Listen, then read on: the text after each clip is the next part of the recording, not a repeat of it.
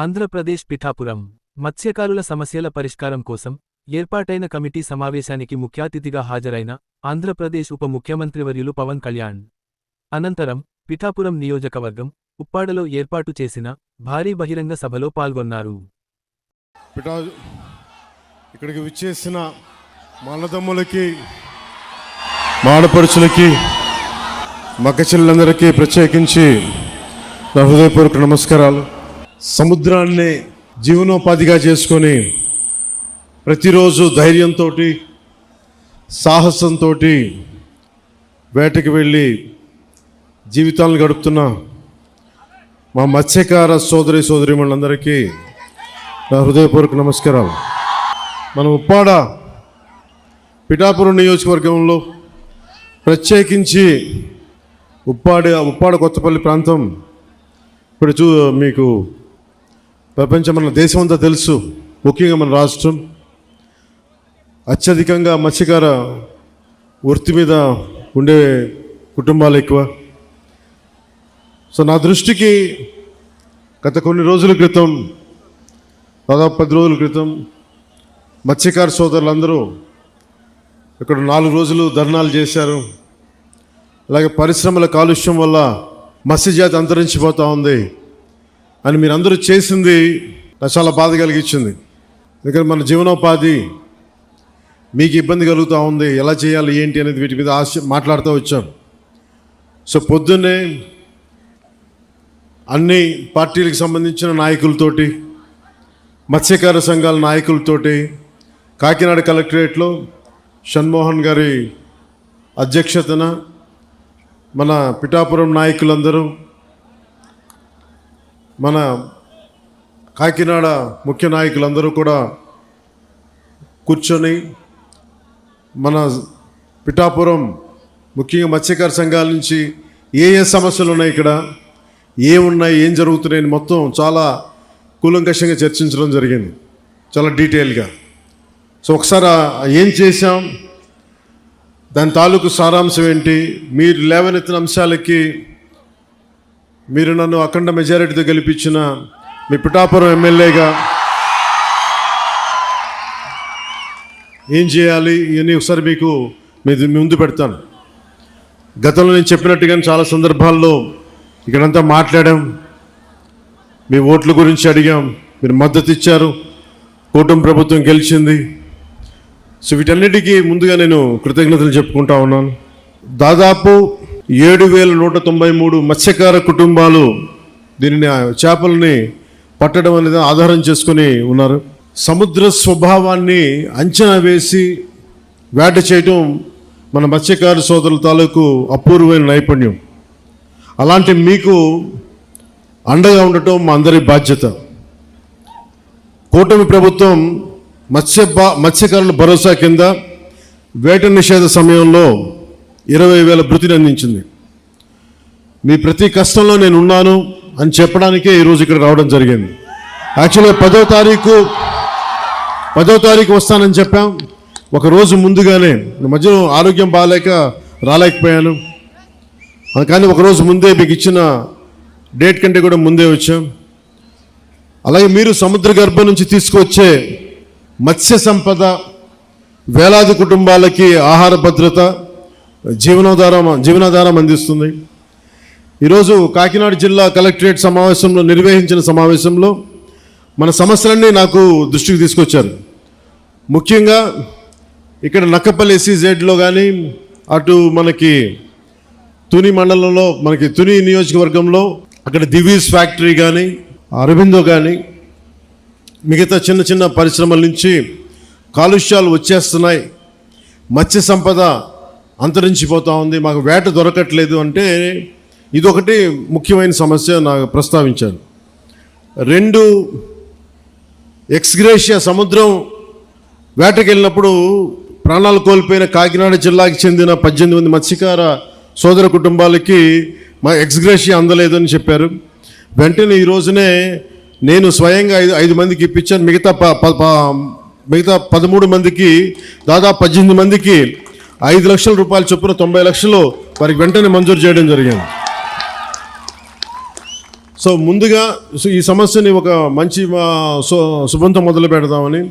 ఒకటి పొల్యూషను, మన చేపలు మత్స్య సంపద కొంచెం దెబ్బతింటా ఉందని అదొక దృష్టికి పట్టుకొచ్చారు. రెండు, మన అమీనాబాద్ హార్బర్లో ఈ డిజైన్ లోపం కారణంగా మనకి రాళ్ళను తాకి దెబ్బలు మనకి పడవలు దెబ్బతింటా ఉన్నాయి, వాటికి వలలకి చిక్కుకుపోయి ఇబ్బంది అయిపోతూ ఉంది. అదొక రెండో సమస్య చెప్పారు. అలాగే మూడోది ఉప్పాడ సీ ప్రొటెక్షన్ వాల్ గురించి మాకు ఇంత జరుగుతూ ఉంది, దీనికి మీరు ఏం చేయబోతున్నారు అనేది. ఇంకొకటి, ఇక్కడ మనకి మత్స్య సంపద దొరకనప్పుడు మేము అంతర్వేదికి కానీ మచిలీపట్నం కానీ మిగతాటి నిజాంపట్నం వైపు వెళ్తూ ఉంటే మాకున్న సమస్యలు, అక్కడ స్థానికంగా ఉండే మత్స్యకారుల సంఘాలతో మాకు గొడవలు వస్తున్నాయి, దీని మీద ఏం చేస్తారనేది ముఖ్యంగా ఈ 3 సమస్యల మీద ప్రస్తావించడం జరిగింది.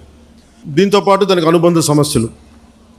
సో నేను మీ దృష్టికి తీసుకొస్తుంది ముందుగా ఉప్పాడ సీ ప్రొటెక్షన్ వాల్ గురించి. మేము మీకు మాట ఇచ్చాం, Uppada sea protection wall last time మనం ఇక్కడికే వచ్చాం. అలాగే మనకి సెంట్రల్ నుంచి కోస్టల్ రెగ్యులేటరీ జోన్ అథారిటీ వాళ్ళని పిలిపించాం.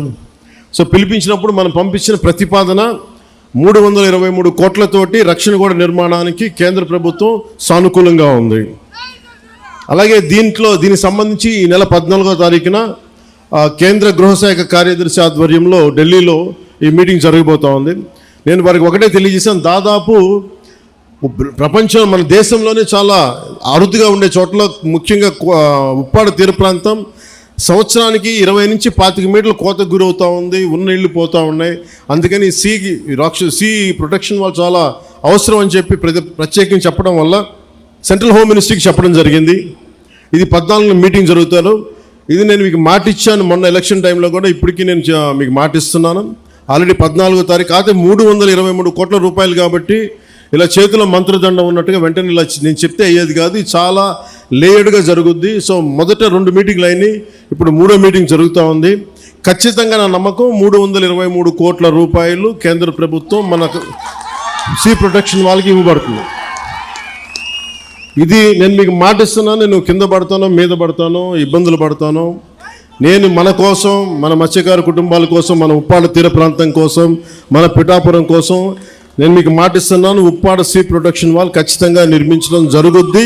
దానికి నిధులు కూడా ఎలాగ మన కేంద్ర ప్రభుత్వం నుంచి వచ్చేలాగా ఆల్రెడీ మనకి కేంద్ర ప్రభుత్వం సానుకూల తెలియజేశారు.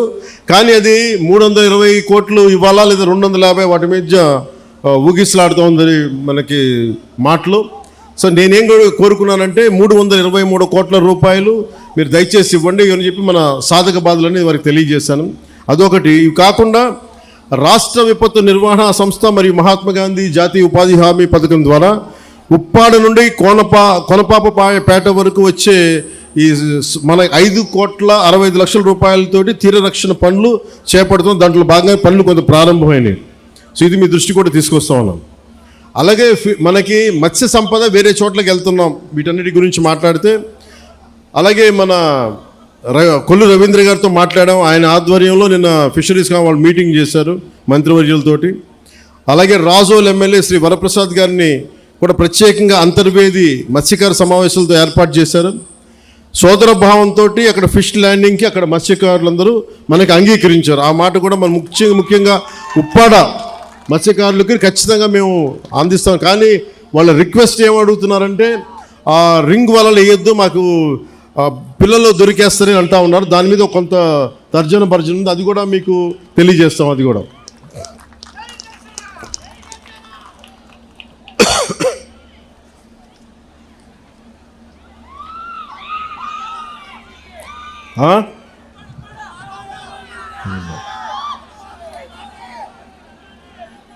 అలాగే పొల్యూషన్కి సంబంధించి కొంచెం డీటెయిల్గా మాట్లాడతాను మీతో.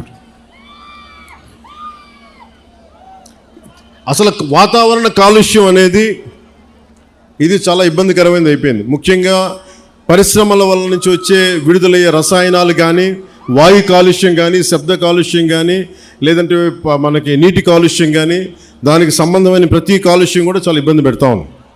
సో నేనేం మాట్లాడానంటే మత్స్యకార సంఘాల దగ్గర నుంచి, నాయకుల దగ్గర నుంచి, మన మూలాపేటలో కానీ వీళ్ళుండే ఎన్జిఓలు అందరూ కూడా మాట్లాడుతూ ఉంటే, అందరూ మన మత్స్యకార కులాల నుంచి వచ్చిన వాళ్ళు మాట్లాడుతుంటే నాకు ఒకటే తెలియజేశారు, మేము పరిశ్రమలకి మేము వ్యతిరేకం కాదు, పరిశ్రమలు రావాలి, కానీ అది మా జీవనోపాధిని దెబ్బతీయకూడదు.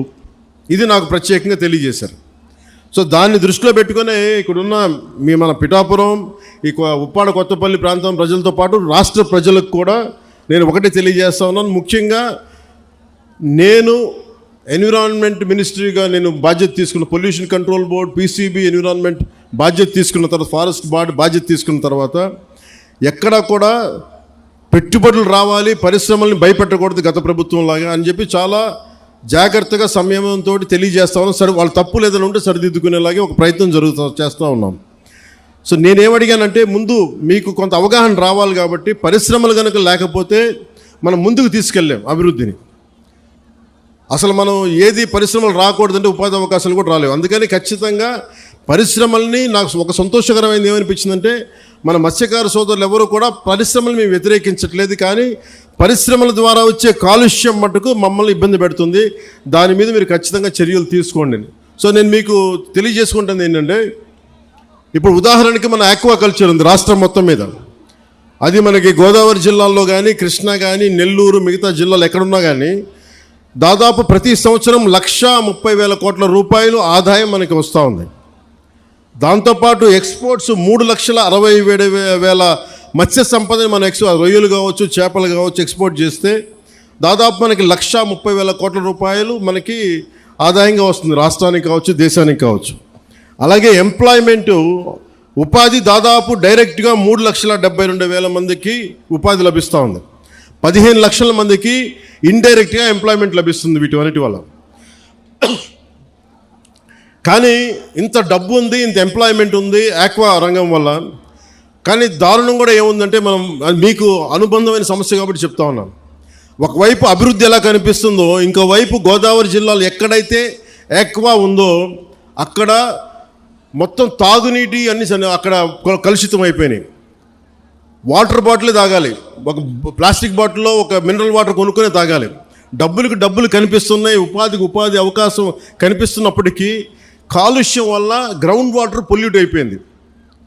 సో ఇది ఒక తప్పనిసరి తద్దినలా అయిపోయింది. అభివృద్ధి కావాలంటే ఎంతో కొంత పొల్యూషను, కానీ మిగతా ప్రాంతాలు వేరు, మనకి కొత్తపల్లి ఉప్పాడ ప్రాంతం వేరు.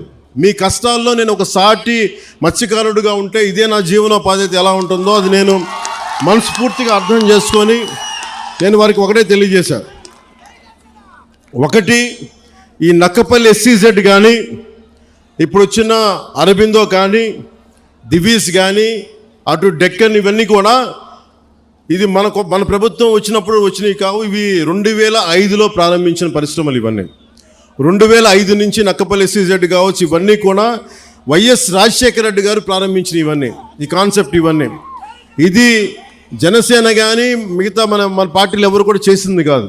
ఇది వైఎస్ రాజశేఖర రెడ్డి గారు ప్రతిపాదించింది, ఆయన SEZని తీసుకొచ్చింది. కానీ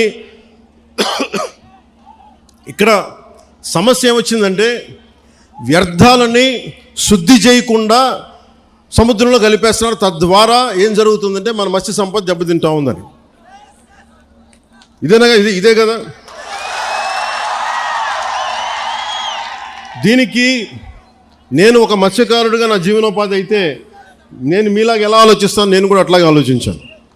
అంతేగాని నేను ఒక డిప్యూటీ సీఎంగా ఆలోచించాలా, ఒక ఎమ్మెల్యేగా ఆలోచించాలా, ఒక సాటి మత్స్యకారుడిగా ఎలా ఆలోచించాలో అట్లాగా ఆలోచించి మాట్లాడాను.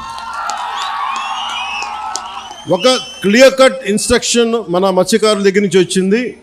మేము ఎప్పుడూ కూడా పరిశ్రమలకి వ్యతిరేకం కాదు, కానీ వ్యర్థాలని, కాలుష్యాలని ఎంత శుద్ధి చేసి పంపుతారన్నదే మా ప్రశ్న. ఇది రెండోది. నేనేం చెప్పానంటే, పారిశ్రామికవేత్తల్ని బెదిరించి ఎవరైనా సరే, గతంలో కూడా నేను ఏం మాట్లాడానంటే, వైసీపీ నాయకులను కూడా లోపలికి రమ్మని చెప్పాం. ఇది కూటమి ప్రభుత్వం అయినప్పటికీ కూడా నేను ఒకటే అడిగాను, ఇది పవన్ కళ్యాణ్ పిఠాపురం నుంచి గెలవటంలో వచ్చిన సమస్య లేదంటే ఉన్న సమస్య అంటే ఇది ఎప్పటి నుంచో ఉన్న సమస్య అని చెప్పారు. నాకు ఆ భరోసా నాకు ఇచ్చారు. నేను సందేహించడానికి అడగల, శంకించడానికి అడగల, అసలు ఎలా వచ్చింది మూలం ప్రజలందరికీ తెలియజేయడానికి. సో నేను అన్నీ మాట్లాడితే ఖచ్చితంగా ఈ కాలుష్యం మీరు లేనిపోయిన అభాండాలు మత్స్యకారులు ఎవరు వేయరు, అది నేను అర్థం చేసుకోగలను. మనం మత్స్యకారులందరూ ఎలా ఉంటాం, కష్టపడతాం, ధైర్య సాహసాలతో సముద్రంలోకి వెళ్తాం, వేటపడతాం. చిన్నపాటి గొడవలు ఉంటాయి కానీ కక్షలు కారుణ్యాలు పెట్టుకునే జాతులు కావు మనం. గొడవ పడతాం. వేటకెళ్ళేవాడికి కోపం ఉంటుంది, వేటకెళ్ళేవాడికి పౌరుషం ఉంటుంది. అంతేగాని మనం ఎవరిని కూర్చొని ఒకటి పొట్ట కొట్టాలనో ఇంకోట్లా అనుకునేది కాదు. కానీ మన పొట్ట కొడుతుంటే మనకి బాధ ఉంటుంది, మనకి ఆవేదన ఉంటుంది. నేను ఒకటే చెప్పా, సంఘాల నాయకులతో కూర్చొని మాట్లాడుతా అంటే వాళ్ళు ఒకటే చెప్పారు, మేము ఎన్ని చెప్పినా మీరు వచ్చి కొత్తపల్లి ఉప్పాడలో మీరు పెడితే తప్ప ఈ మన యువత మాట వినరు. దయచేసి ఈ మాట చెప్పండి అంటే, నేను సంఘాల నాయకులందరితో పాటు మత్స్యకారి పెద్దలందరితో పాటు చాలామంది యువతను అడిగాను. దాదాపు 8-9 మంది యువతతోనే ప్రత్యేకించి అడిగారు. చెప్తే వాళ్ళు చాలా ప్రోగ్రెసివ్గా ఉన్నారు. వాళ్ళు అడిగింది ఏంటంటే, ఒకటి, ఈ వ్యర్థాలని ఎలా శుద్ధి చేస్తారు, శుద్ధి చేస్తే మేము పొల్యూషన్ కంట్రోల్ బోర్డుని మేము ఎలా నమ్మాలి, వాళ్ళు ఏమో చేయట్లేదు అన్నారంటే, దానికి నేనేం చెప్పానంటే కలెక్టర్ గారు షణ్మోహన్ గారితో మాట్లాడి, నాకు సమయం ఎంత ఇస్తారు ఇవన్నీ చేయడానికి అంటే, నేను 3 దఫాలుగా పెట్టుకున్నాను. ఈ 3 రోజుల తర్వాత మళ్ళీ నేను ఒక పడవ తీసుకొని మీరు ఎక్కడైతే వ్యర్థాలు వస్తున్నాయో, ఎక్కడైతే మన మత్స్య సంపద నాశనం అయిపోతుందని మీరు చెప్తున్నారో వాటిలో ఒకసారి నేను వెళ్ళి చూస్తాం. ఎందుకంటే ఒక మత్స్యకారుడిలాగా వెళ్ళాలి అంటే నేను కూర్చోబెట్టి 4 గోడల మధ్య ఉంటే ఇది నాకు మీరు అది అర్థం అవడం కంటే కూడా పేపర్లు తీసుకొని ఆ రిపోర్ట్ చదవడం కంటే కూడా మీరు లోపలికి వెళ్ళి వేటలో వెళ్తే ఎలా ఉంటుందో అలాంటి పరిస్థితుల్లో మీరు ఏమి అనిపిస్తున్నారో అది చూడటానికి నేను కూడా పడవ తీసుకుని ఒక 2-3 రోజులు తర్వాత ఇక్కడే మన కాకినాడ పోర్టు నుంచే మొత్తం వెళ్ళి ఈ కోస్టల్ లైన్లో ఎక్కడైతే పొల్యూషన్ ఉందనేది మన మత్స్యకారు యువత కానీ నాయకులు కానీ వాళ్ళు చూపించిన ప్రదేశాల మేరకు నేను వెళ్ళి దాని నుంచి నేను స్వయంగా నేను పరిశీలిస్తాను. 1, 2, అసలు పొల్యూషన్ ఆడిట్ చేయమన్నాను. అది దివీస్ కావచ్చు, అరబిందో కావచ్చు, డెక్కన్ కావచ్చు, చిన్న చితక పరిశ్రమలు ఏమున్నాయో. అలాగే నిమ్మకాయల చినరాజప్ప గారు కూడా మాట్లాడుతూ పెద్దాపురం నుంచి ఆయన కూడా ఏమన్నారంటే, సార్ ఇక్కడ ఇది ఒక్క సమస్య కాదు, దాదాపు 27,000 మంది ప్రత్యేకించి ఒక పరిశ్రమ ఉంది పెద్దాపురంలో. అది కూడా కాలుష్యం కాలువల్లో వదిలేస్తున్నారు. ఆ కాలువలు మనం ఉప్పాడ దాకా వచ్చేస్తున్నాయి, కాకినాడ దాకా వచ్చేస్తున్నాయి. మొత్తం పంట పొలాల్లోకి వెళ్ళిపోతుంది ఆ కాలువ, ఆ నీళ్లు. దానివల్ల అదే భూమిలోకి ఇంకిపోయి అదే మనం ధాన్యం కూడా తింటా ఉన్నాం. దానివల్ల ఒళ్ళు కూడా పారైపోతుంది, క్యాన్సరస్ అవుతుంది అనేది. సో నేను పెట్టుకుంది ఏంటంటే, మనకి చాలా ఈ అభివృద్ధితో పాటు మనకు కావాల్సింది ఖచ్చితంగా పర్యావరణ పరిరక్షణ కావాల్సిందే మనకి. దాంట్లో నేను ఎక్కడ కాంప్రమైజ్ అవ్వట్లేదు. దాన్ని ఎక్కడా కూడా నేను మిమ్మల్ని వంచాలని కూడా నేను ప్రయత్నం చేయట్లా. నాకు మీకు కుదరినప్పుడు నేను రాజకీయాలు వదిలేసి వెళ్ళిపోతాను తప్ప నేను మీ న్యాయం చేయలేనప్పుడు నేను కూర్చోబెట్టి నాకు నిజంగా మీ గుండెల్లో పెట్టుకున్న అభిమానం కంటే కూడా నేను పదవులుగా నేను ఏం చూడను. కాకపోతే ఈ పదవి ఉన్నది చాలామందితో కూర్చొని సామరస్యపూర్వకంగా ఎలా పరిష్కారం చేయాలి అన్నదే నా తపన. సో నేనేం చెప్పానంటే, ముఖ్యంగా నేను చెప్పింది ఏంటంటే, అసలు ఎంత పొల్యూషన్ జరుగుతుంది ఆ ఆడిట్ని ఒకసారి చేయమని చెప్పాం. ఆడిట్ చేద్దాం, అసలు ఎంత కాలుష్యం ఉందనేది చెప్తే అందరూ అడిగారు. షణ్మోహన్ గారు మొత్తం సంఘాల నాయకులందరితో మాట్లాడి, అక్కడ ఉన్న యువతతో కూడా మాట్లాడి, ఈరోజు దాదాపు 100 మంది పైగా వచ్చారు. వాళ్ళందరితో మాట్లాడి మీ ప్రతినిధులుగా మేము అడిగింది ఏంటంటే, షణ్మోహన్ గారు కలెక్టర్ గారు కనీసం మాకు 100 days టైం ఉంటే దీని మీద యాక్షన్ ప్లాన్ చేద్దామని ఒకసారి, అంటే ఎలా చేద్దాం దీనికి సంబంధించి. ఎందుకంటే మీరు బోట్లు దెబ్బతినకూడదు, మీకు మీ వేటకి ఇబ్బంది పడకూడదని దీనికి ఏం చేయాలంటే ఒక ప్రాపర్ యాక్షన్ ప్లాను, ఒక 100 రోజుల సమయం అని అడిగాం. సో మిమ్మల్ని కూడా నేను ప్రతిపాదిస్తుంది, మిమ్మల్ని అభ్యర్థిస్తుంది, మీ అందరినీ వేడుకుంటుంది. మాకు కనీసం ఒక 100 రోజుల సమయం కనుక మీరు ఇస్తే దీనికి ఒక రోడ్ మ్యాప్, ఒక ప్లాన్ క్రియేట్ చేసి మీ ముందు పెట్టి మీ అందరి అనుమతితోటే మనకి ఉపాధి అవకాశాలు ఉంటూనే మనకి కాలుష్యాన్ని ఎలా నివారించాలి అన్న దాని మీద నా ప్రణాళికకి నాకు కనీసం ఒక 100 రోజుల సమయం కావాలి. ఆ 100 రోజుల సమయాన్ని మిమ్మల్ని ఇమ్మని నేను ఆర్థించడానికే నేను ఈరోజు మీ ముందుకు వచ్చాను. నాకు ఒక 3 నెలల నుంచి 100 రోజుల సమయం కావాలి. సో మీరు ఆ 100 రోజుల్లోపు నేను ఒక రోడ్ మ్యాప్, ఒక పరిష్కార మార్గం, అవసరమైతే దీన్ని క్యాబినెట్లో మాట్లాడతాం, లేదంటే అసెంబ్లీలో కూడా మాట్లాడి మీకు న్యాయం జరిగేలాగా నేను ముందుకు తీసుకెళ్తాను. మీ అందరికీ నేను మనస్ఫూర్తిగా మీకు తెలియజేసుకున్నాను. సో నాకు 3 నెలల సమయం మిమ్మల్ని ఇది ప్రజాస్వామ్యం. నేను 4 గోడల మధ్య కూర్చొని నేను అడగట్లా. నాకు ఒక 100 రోజులు సమయం కావాలి. ఏం చేద్దాం చెప్పండి, అవునా కాదా? 100 రోజులు సమయం ఇస్తున్నారా? నాకు ఇస్తున్నారా? 100 రోజులు సమయం ఇస్తున్నారా లేదా నాకు చెప్పాలి. అలా కుదరదు నాకు. ఎందుకు చెప్తా, మీరు 100 రోజులు సమయం ఇవ్వకపోతే, మీరు 100 రోజుల సమయం ప్రాక్టికల్గా మీరు ఆలోచించండి. 100 రోజుల సమయం ఇవ్వకపోతే, ఎందుకంటే రాత్రికి రాత్రి పొల్యూషన్ ఏం జరుగుతుందో మనం ఆడిట్ చేయడానికి కూడా చాలా టైం పడుతుంది. ఆడిట్ చేసిన తర్వాత వ్యర్థాలు ఉన్నాయి అంటే వీళ్ళకి ఎందువల్ల వ్యర్థాలను విడుదల చేస్తున్నారు.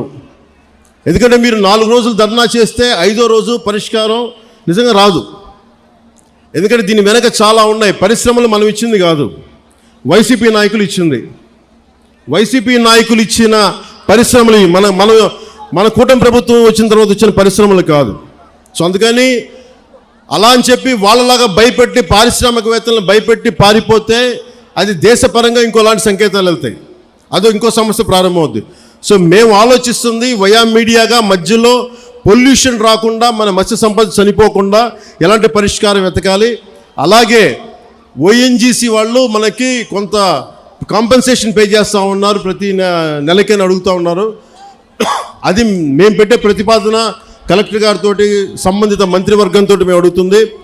ఈ ఎక్కడైతే ఎఫెక్ట్ అవుతూ ఉన్నారో వాళ్ళకి సంబంధించి ఆ పరిశ్రమలు కానీ పారిశ్రామిక యాజమాన్యంతో మాట్లాడి వాళ్ళు ఎంతవరకు చేయగలరు, ఒకవేళ కాంపెన్సేషన్ ఇవ్వగలరా, నెలకి ఇవ్వగలరా, లేదంటే 1 టైం సెటిల్మెంట్ చేయగలరా, ఇవన్నీ మాట్లాడాల్సిన అవసరం ఉంది, మాట్లాడాల్సిన పరిస్థితి ఉంది. అది మీకు అంటే ఇవన్నీ చేయడానికి నాకు కనీసం ఒక 3 నెలలు సమయం కావాలి. 3 నెలల సమయం తర్వాత ఖచ్చితంగా ఒక పరిష్కార మార్గానికి తీసుకొచ్చి, ఇది ఎందుకంటే పిఠాపురం మోడల్, ఈ పొల్యూషన్ మోడల్ రాష్ట్రం అంతా అప్పీల్ అవుతుంది, అప్లై చేయాల్సిన పరిస్థితులు వస్తూ ఉన్నాయి. ఎందుకంటే పరిశ్రమలు రావాలి. ఉదాహరణకి మీకు భీమవరం దగ్గర ఆక్వా పార్క్ ఉంది. ఆక్వా పార్క్ పెడితే ఏం జరిగింది, అక్కడ కూర్చోబెట్టి రాత్రి గొడవలైనవి. కానీ ఆక్వా పార్క్ పోలీసులు ఛార్జ్ చేశారు, కేసులు పెట్టారు, కానీ పరిష్కారం దొరకలా. మనకు అలాంటి పరిస్థితులు రాకూడదు. నేను ఒకటే చెప్పాను, జనసేన నాయకులకు కావచ్చు, ఇంకే నాయకులకైనా కావచ్చు, ఎవరైనా సరే ఈ కాలుష్యాన్ని అర్థం చేసుకొని దీని మీద ఒక మీకు కథ చెప్పేవాళ్ళు కావాలంటే ఈ రోజుకి మీకు కూర్చోబెట్టి ఆకాశాన్ని తెప్పేస్తా, 3 రోజులు అయిపోతుంది సమస్య. నేను మాట చెప్పేయగలను, నేను మిమ్మల్ని కూర్చోబెట్టి మీ చేత చప్పట్లు కొట్టించుకొని వెళ్ళిపోగలను, కానీ ఏం చేయను.